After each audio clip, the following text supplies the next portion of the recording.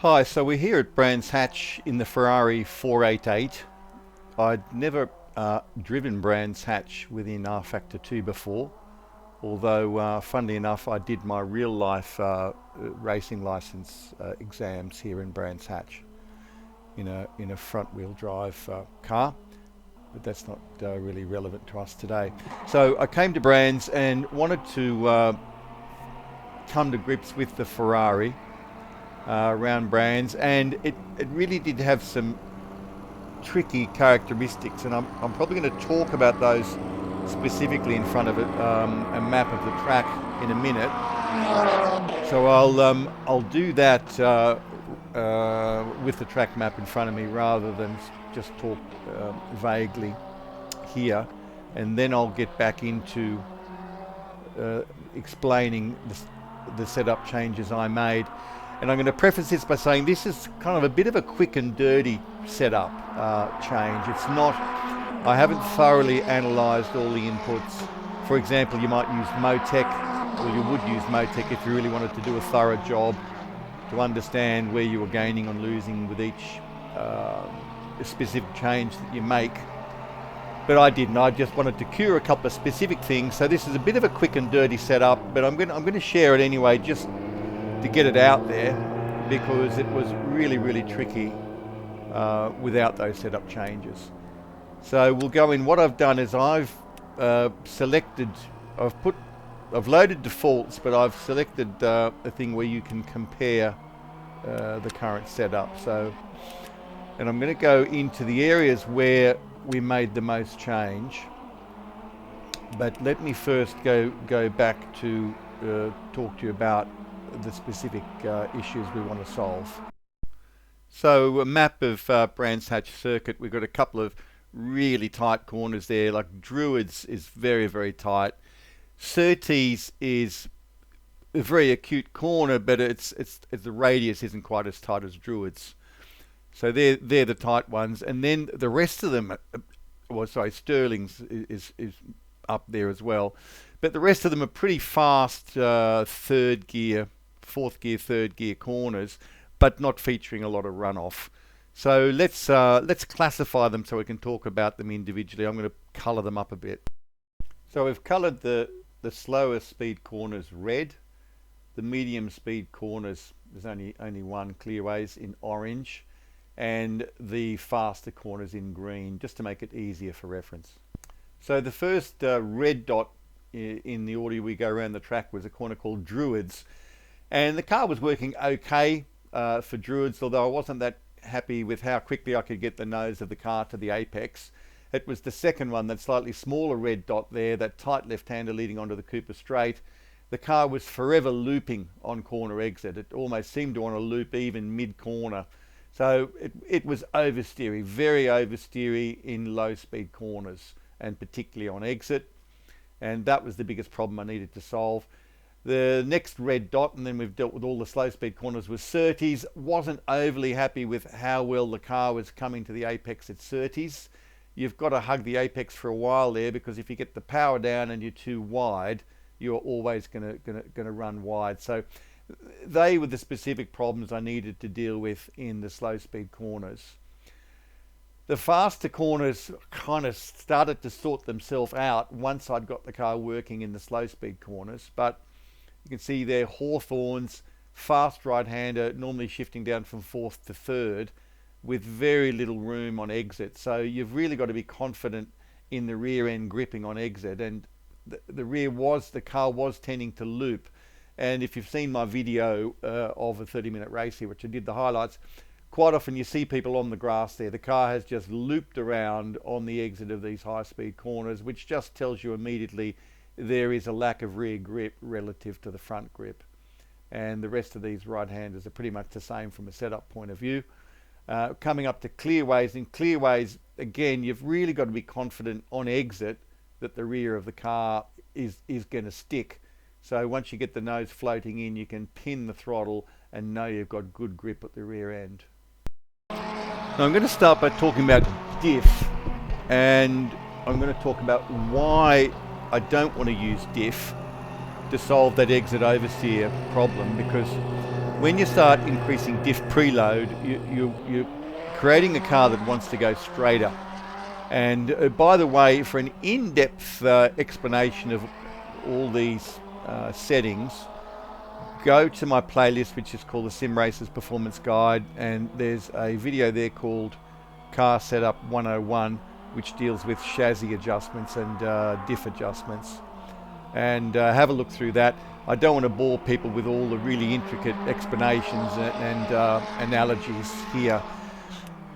But if we went to diff preload to try to solve our problems, really it's going to make the car want to go straight. And we've got a couple of very specific corners where we need the car to rotate particularly well, and they are those slower corners which I highlighted on the track map. And what I've actually done here is, you can see here the -4. With my quick and dirty setup, I've gone down 4 clicks on preload. I haven't tried it any lower, but I might try it lower in due course. I'll just put that back to defaults now. Other couple of quick little things: radiator tape. The weather's pretty cool this time of year, and the radiator, the car is running very cool. It's not running hot. So one of the first things that you can do is you can start putting some tape in front of the radiator to reduces the amount of air going through, and that reduces the amount of drag. I can't remember why I reduced the onboard ABS. It might have just been kicking in a little bit too readily for my liking. We'll jump ahead to tyres. May as well do this left to right. It's not what my initial plan was. I added a tiny bit of front camber as an experiment, and I did end up going quicker. Whether that's because I studied somebody else's driving or not, I don't know, but it certainly didn't hurt. Added a little bit of front camber, so that was just a suck it and see situation. And you can see here that I've reduced pedal force a little bit. It was in the hope of improving tyre wear. The car was pulling up quite well, so I thought I'll back it off a tiny bit. That's the only other change there. So now we'll move to suspension. Now I haven't touched spring rate yet. I might experiment with that, but I'm not unhappy with the car's mid-corner balance. The issue is really corner exit, and we deal with that by dealing with dampers. However, front anti-roll bar, I went to that and I've increased that 1 click because that will stiffen up the front a bit and give us a better grip balance. By stiffening up the anti-roll bar at the front, it moves the grip balance rearwards, gives you more grip at the rear.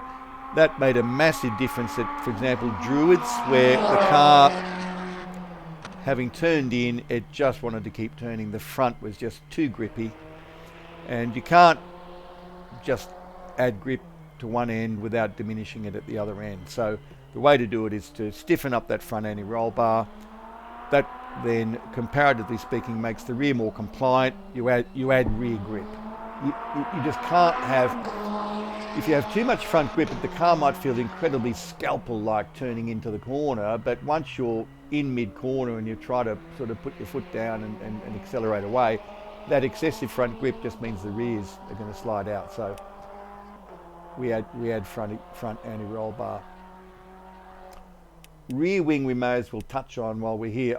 I lowered rear wing to 2 actually for a qualifying setup, thinking I could manage it, and it was okay. I was doing all right for a while, but I got punted out of one race, and so I was sitting on board watching the leader, and he was getting much braver entries and exits into the fast corners than me, and I realized that I really just needed to rely on the rear of the car, mid-corner and corner exit, in the faster corners better. So I put it back up to 3 even for quali and went quicker again. So I haven't yet tried 4, but that's the next thing to try. Now here we are. This really, the dampers for me, in my experience, is really the business end of where you get massive benefit with no other cost. I mean, playing with diff, adding diff costs you front tyre wear, for example.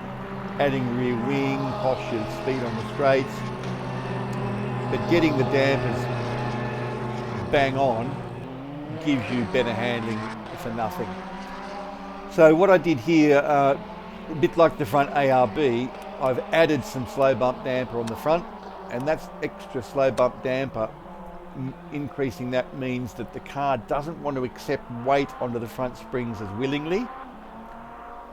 So it effectively pushes the car off that front axle a little bit and puts it back onto the rear axle. And rear dampers, you can see I've lowered that 2 clicks, and that does the opposite at the rear end. That makes the rear end more willing to accept a weight transfer. So what we're doing here is we're pushing the car off the front axle and pushing it onto the rear axle. Front damper settings have a bigger impact on corner entry, although rebound does have an effect on exit. And the bump setting on the rear dampers has a bigger impact on exit. So we've made the front a bit stiffer again with dampers, a bit less willing to accept the weight of the car, so reduce the front grip, increase the rear grip, and you know what? That and the anti-roll bar made a massive difference, and the car was really manageable on exit, and that's why I then said, hey, I might go back and lower the diff preload a bit. That was the business end of the changes. No big changes here. There was one thing that I haven't done, but I haven't addressed either. Ride height. I didn't experiment with ride height. Often with these cars with big diffusers, by lowering the rear end a bit, you can increase rear grip without resorting to more rear wing. Or you can sometimes increase rear grip here by lowering the ride height, makes the diffuser more effective. And sometimes you can actually get away with reducing rear wing a little bit. So ride height gives you rear grip without the cost of drag, but it didn't work. I went down to 5.5 centimetres and then I tried 5.8 centimetres. It wasn't quicker. I don't know why, but it didn't work. So we got out of there and we went back to rear wing upwards a bit. And like looking at this track holistically, you might think, oh, well, I want to have lower wing because I want to be faster on the straights. But every straight here at Brands Hatch involves either a really good exit onto the straight or a fast corner, like in sector 2, between each straight. So you just do not gain back with a lower rear wing what you lose in the corners and in the exits. So there's a lot of cornering here, and that rear wing is really, really valuable. And that is the story of the setup changes. So I'll go back to just momentarily load that setup. And you can see there all the changes that were made. Probably not as easily as when I had them highlighted in blue. So that's the story of the Ferrari 488 setup at Brands Hatch. I've had some nice races in it. There are guys quicker than me for sure, but this setup helped me go quicker and helped me be more consistent. I can develop it more, and I'll probably will develop it more. If I do, I'll make a little follow-up. There's stuff I haven't done, but this was a big improvement off defaults. And final point, I didn't come back to you on diff. By reducing the diff, the car was a lot more willing to get the nose into the apex at Druids, at that left-hander, tight left-hander after Druids, which doesn't seem to have a name, and at Surtees, and did that because by reducing diff preload, the car isn't trying to make itself go quite as straight. So it's more, it really only does anything in the tight corners. So it just allows you to get the nose in easier and quicker and determine your line. You're not fighting the diff. So that worked out quite well. So thank you very, very much for having a little look at this. I hope I haven't gone on for too long. Happy racing.